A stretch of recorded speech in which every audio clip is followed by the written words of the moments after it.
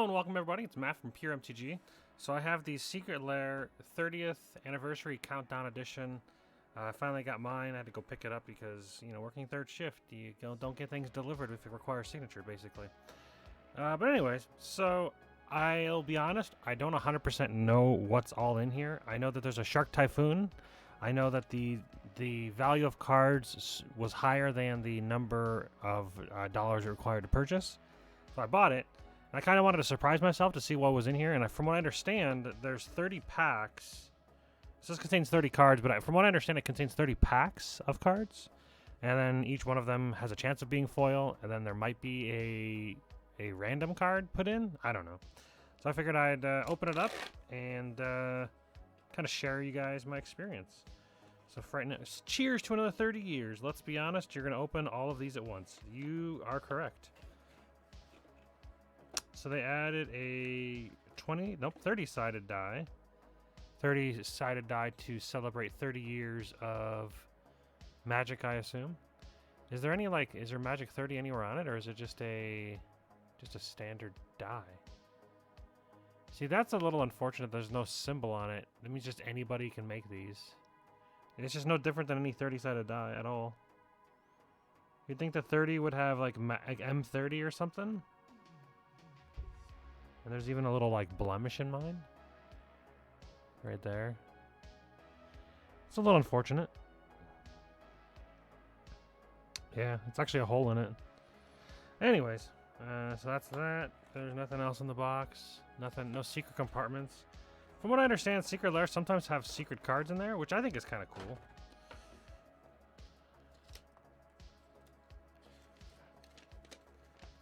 How will you hang your boosters? Fibblethip has some ideas. What is that? What is that supposed to mean?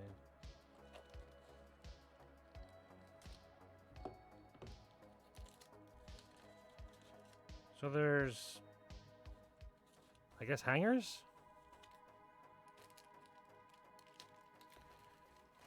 So there's a pack for each card. See, Rob was saying that the packs were too tight around the cards and they created a warpage. I don't think so. Not all of them. Some of them maybe. Like the 2022 feels a little tight. But most of them feel pretty loose. Some of them feel like they have nothing in it. Like this one feels definitely thicker. Alright. Put those in there. Yeah, I don't really know. I'm not going to use these for their intended purpose. But they're just sticky. They're pretty, I don't know, thick plastic, so they could be used for something. I don't know. I don't really plan to hang them, and I don't really plan to open the other ones, so. You know. Alright, let's open some packs of cards. There's 30 packs. Is there an easy way to open these? Or is this just, I guess from the top. It's a little interesting that each one of them is wrapped individually. So we've got a Shivan Dragon full art, non-foil. But a full art nonetheless. I don't know if, I think they all are full art. I think they're all full art or, you know, specially designed. Special art maybe? I feel like these packs are very easily resealable. They barely have any glue on them. I don't know that anybody would do that, but I wish we got a Mishra's Factory that was a little bent, a little crooked. And I did not just do that. It was kind of like that. But it is a foil Mishra's Factory. That's really cool. That's probably worth some monies. I don't know. Maybe Mishra's Factory's not worth anything. But Mishra's Factory is cool. I like that card. Never played it, but... Well, never played it purposely in a deck. Like, I've done it in, Cube and stuff.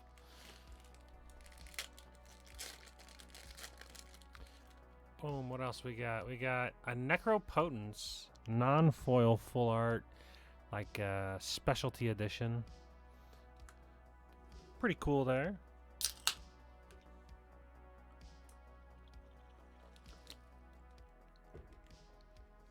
So I'm trying a new setup. I've got 2 cameras going. Normally I have a webcam that I pull, but I have to go downstairs and unhook it from a different setup and bring it back up here. don't really want to do that often. So now I have both my phones, my main phone and my old phone. So this is the Google Pixel 4a, and then I don't remember what that phone is. Essentials phone, Essentials PH1. So Limdual's Vault, I actually just started using Limdual's Vault in my EDH light deck, the Marneus Calgar. And it's pretty good. It's not bad. At first I thought you actually like got to basically reorder your entire deck, but then I realized that the last time you keep the 5, you shuffle your deck and then put those on top. So not quite as good, but I'll actually probably use this version in my deck that I'm using, because right now it's a proxy, I believe. I don't never had a Limdual's Vault. I don't think I have a real Necropotence as well. Tradewind Rider. I've never heard of this card in my life. Flying, tap 2 untapped creatures you control, return target permanent to its owner's hand. That seems horrible. Well, non-foil, but I own one now, so that's that. That's an uncommon? No, it's a rare. Well, I guess they're all going to show the rare symbols. See, their downside with their packaging with this is that, like, you have one card to kind of pull open the contents, so you end up kind of like mangling the pack and the card just to get the dang thing open. Like, I like the idea of 30 packs and you open each individual one and you find out if it's going to be a foil or not, but like that was not from the pack opening. I think that was just from... It's already warped. Maybe I did mangle it a little bit, but yeah, these things are all like... It's a smokestacks, a foily smokestacks. It seems like they're like very malleable. Like, it's very strange. Like, they actually, you know what? That's a crease in it. I don't think I did that. I think that was a crease. Yeah, there's an actual like full-on crease in that. So it's like damaged right from the get-go. I'm like 90% sure. That's a big crease. There's no way I did that from the pack opening. That requires like a pretty hefty bend. So we're going to set that off to the side, and I think I'm going to request a replacement. Because I was holding the cards like this, so there's no way that would have opened it like that. Anywho's, we got a Squee Goblin Nabob. 3 mana, 1/1 at the beginning of your upkeep. You may return Squee from your graveyard to your hands. So it's not even the good Squee. And of course, you know, very, very bent. It's weird. These don't feel like real cards. They feel fake. They don't feel real at all. I don't know. It's weird. So now we're in the 2000s.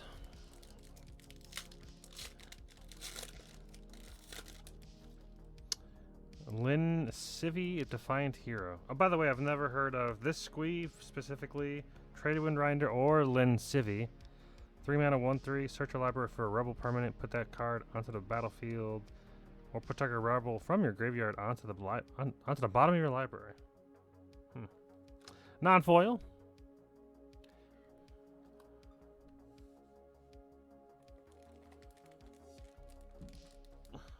This pack's all janked up. Does that mean I can open it easily from the bottom?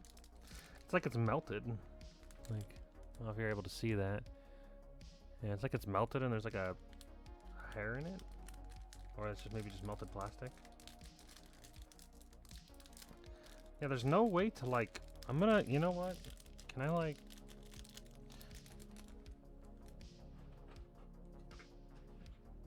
Alright.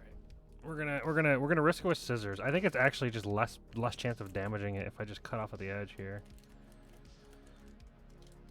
And just pull the card out. Honestly, it feels like it's gonna be easier. A wild mongrel with giving the old thumbs up.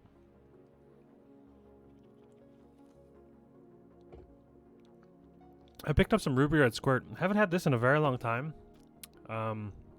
It's a childhood memory of mine.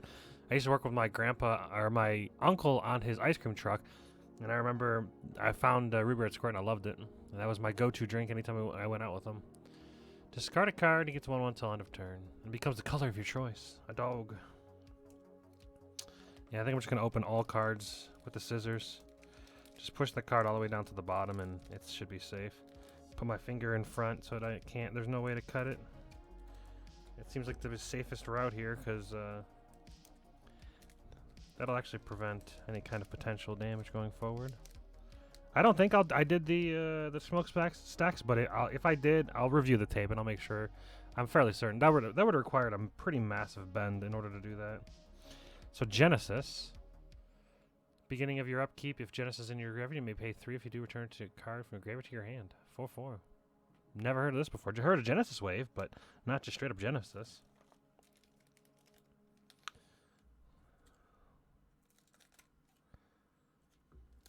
This is a lot easier, by the way. I highly recommend if you open these, cut them.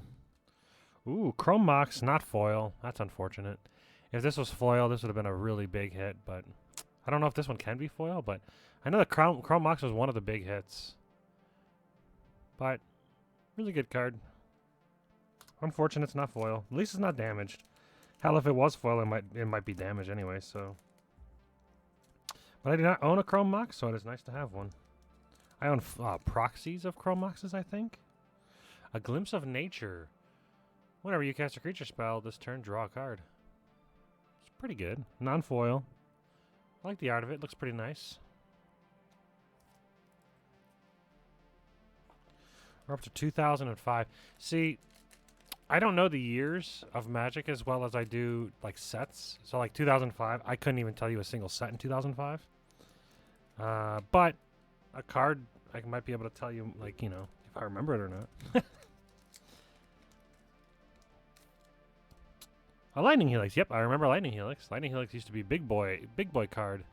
Played in all kinds of decks, and now it's probably never used. But it's just a lightning bolt that gains 3 life. Non-foil. So far, I've only got 1, 2, 3 foils. I think it's supposed to be like a 30% chance to be foil for each card. It's going to be great if I cut one of these and it's like the good one and it's foil. Bogarden Hellcat. I've heard of this. Flash Flying 5/5. 8 mana. But lightning bolts? Okay. Excuse me. I don't know if that came through. I burped, but my apologies. I don't have the I have the microphone with no threshold because I have to sit kind of closer to the microphone. It's a little different of a setup that I'm used to because of I don't have a separate arm for the microphone and to be able to view, and it's not, you know, it's I made my own setup for my microphone and thing. A foil ponder. That's kind of cool. The art looks pretty cool. But of course, you know, your standard see, that's warped, and I cut that out of the package, but it's just straight up warped. They seem to kind of like bend back a smidgen, but they kind of get all warpy. I'm gonna try to put it in like, each one of these, like all the foils in a, I don't know, hard sleeve or something to kind of try to keep them from bending.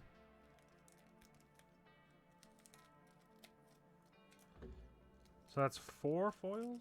5? 1, 4. Heritage Druid. Tap 3 on tap elves you control, add 3 mana. Eh. Art looks pretty good. Digging that.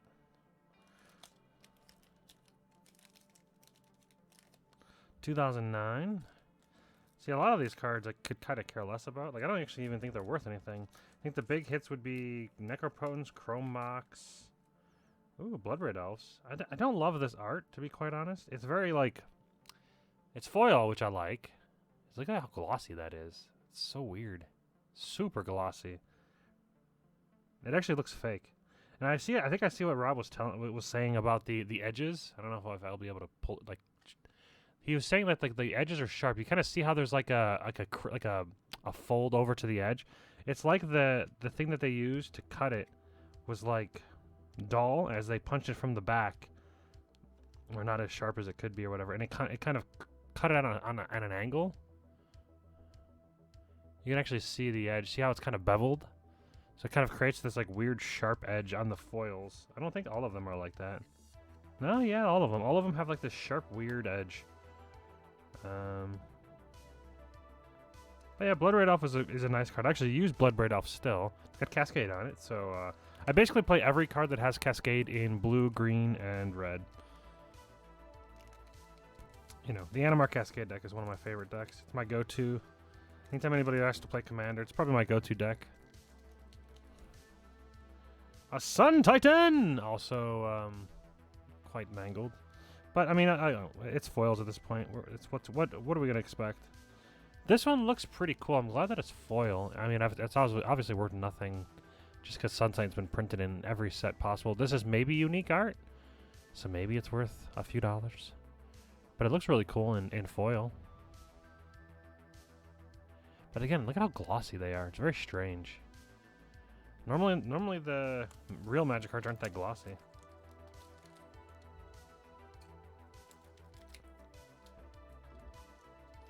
So that means we've got, well, hold on, 1, 2, 3, 4, 5.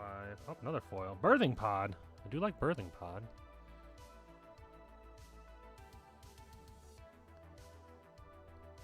That corner bent? Yeah. Alright. Foil Birthing Pod. That's pretty cool looking. You know, I've always wanted to make a Birthing Pod deck, but I want, like, the Birthing Pod to be my commander. Obviously, it'd be stuck to mono green, but it's not even legendary, unfortunately, so you can't even make the argument that because it's legendary. So what do we got? 2012.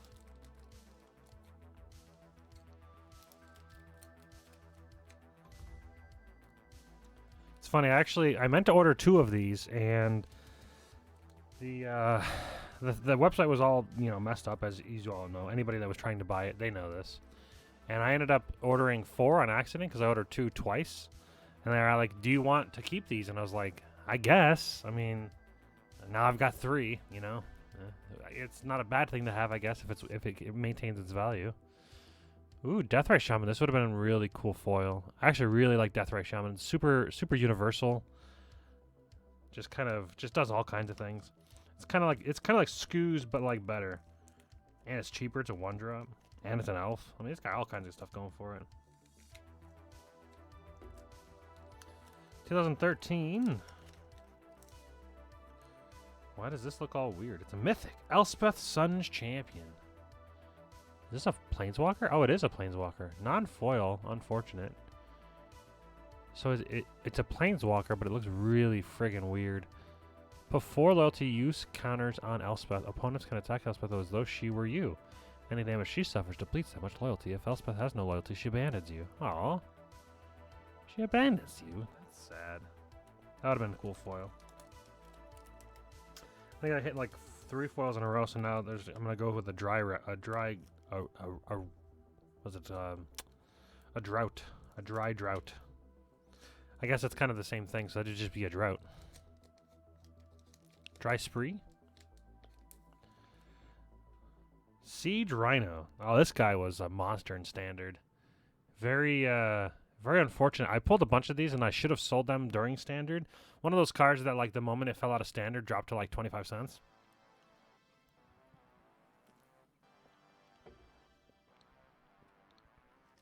Looks pretty cool, though. 2015. 7 more to go.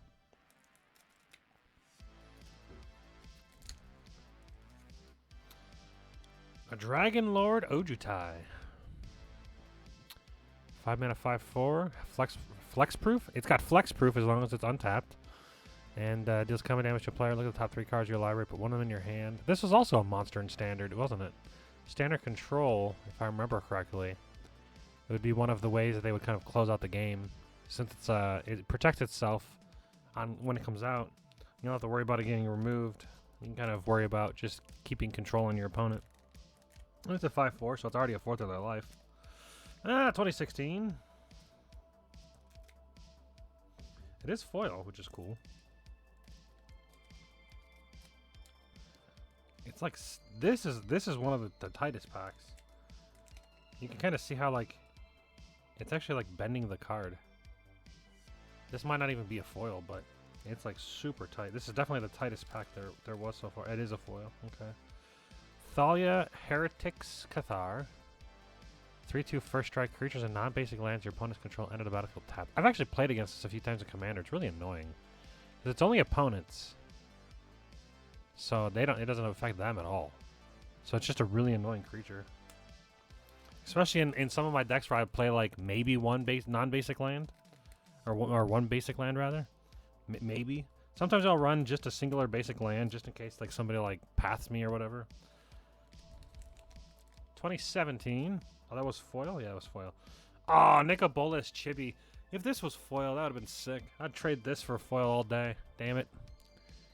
I would have made this. I would have made a, a commander deck around this guy. But, you know, it is what it is, I guess. Nicobolas is cool looking, even as a chibi. I don't really like the chibi style that much, but that still looks good.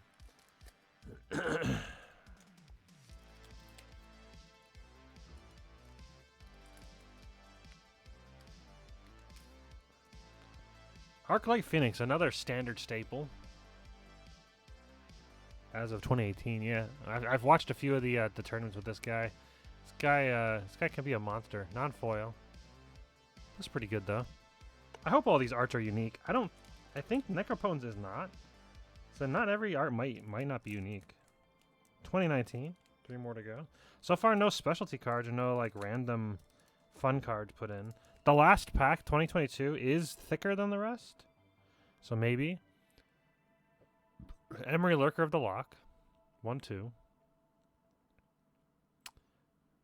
I don't remember this one being... I mean, this one might be good in Modern? It's super cheap. I've actually played this card in one of my recent Commander decks. I don't remember which one, though. It was an artifact-centric deck. 2020. Oh, I lied. There's 4 more. Now there's 3 more.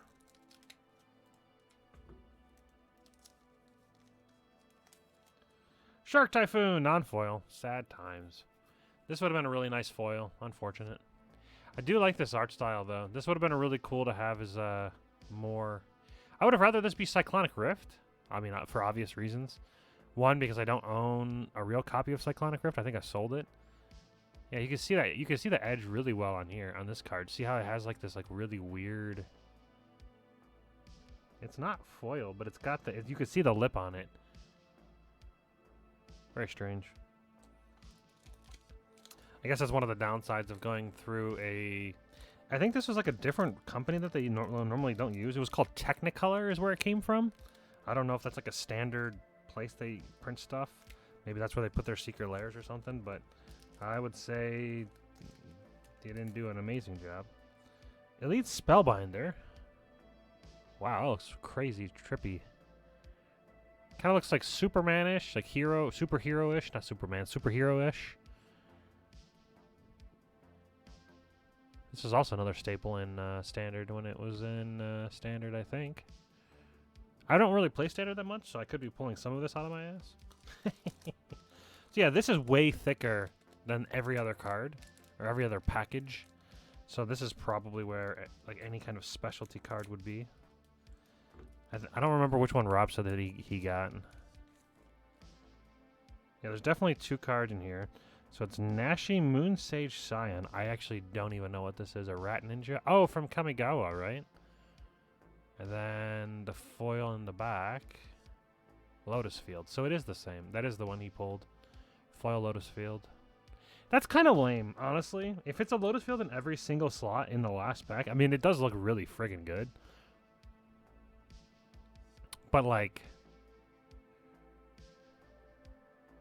it's not even that warped, because it had the other card with it. Made it a little safer. Yeah, it actually looks really good.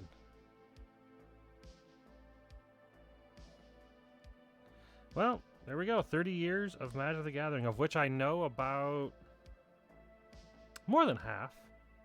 I really only don't know some of the older cards.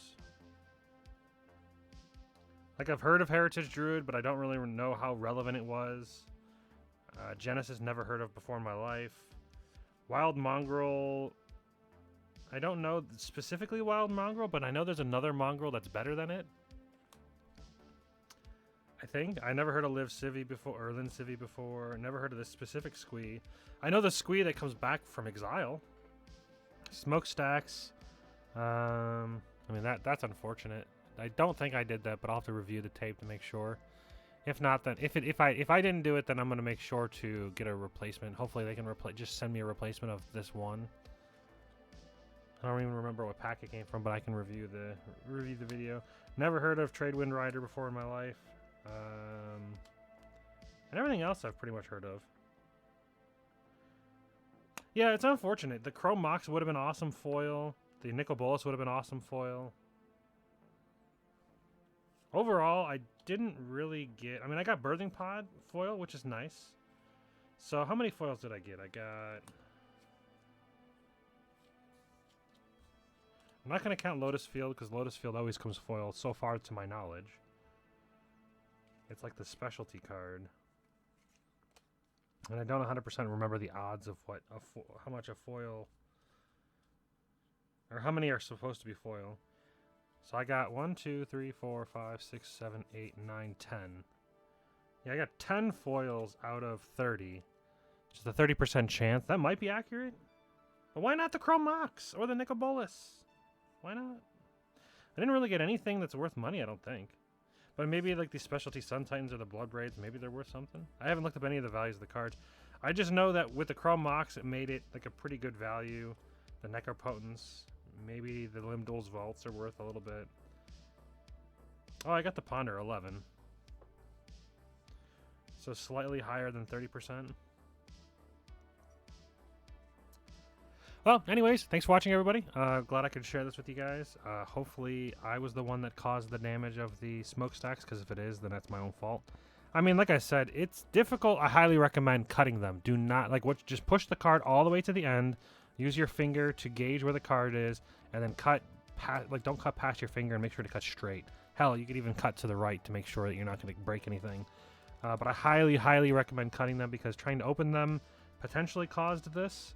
This is a pretty hefty crease, though. Like, I've never creased a card like that. Like, that's really rough. You know, you'd have to bend that pretty hard in order to get that. But it's possible I did it, so I'll check the tapes. Anyways, thanks for watching, everybody, and see you guys for the next one.